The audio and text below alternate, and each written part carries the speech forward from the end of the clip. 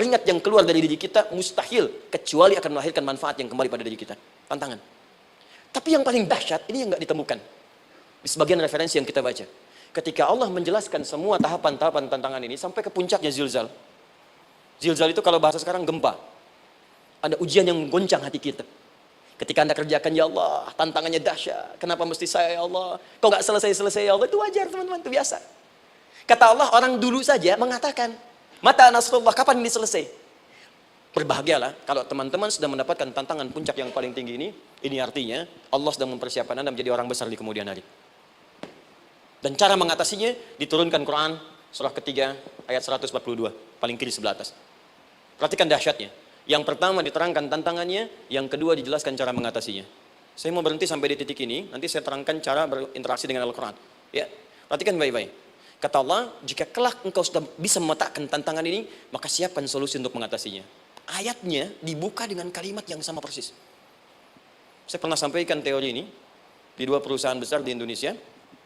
Yang pertama ada satu perusahaan, karena ini direkam saya nggak sebutkan perusahaannya, perusahaan otomotif besar, sedang turun gratis, kemudian juga ada inflasi yang tinggi.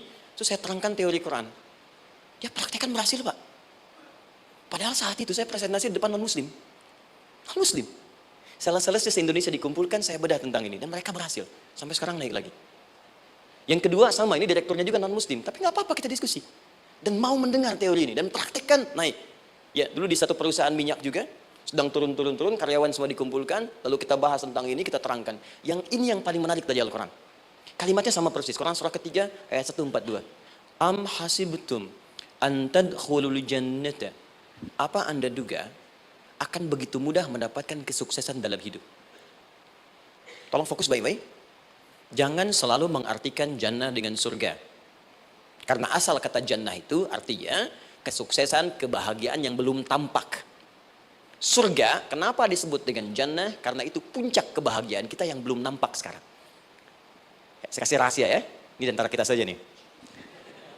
Kalau ada kata jim dengan nun di depannya, itu pasti tidak nampak, tersembunyi. Apapun tambahannya. Ya, misal, jin kenapa disebut dengan jin? Karena memang ketika diciptakan, dia tidak tampak, tersembunyi. Lawannya ins, karena itu kita disebut ins, karena saat lahir kita tampak. 18 kali disebutkan dalam Al-Quran. Ya ma'syaral jinni wal ins, wa ma khalaqtul jinna wal ins. Jadi jin disebut jin karena memang fitrahnya tersembunyi, gak nampak. Jadi kalau ada jin melakukan penampakan, itu jin sedang kena masalah, sedang keluar dari fitrah. Sama dengan manusia, harusnya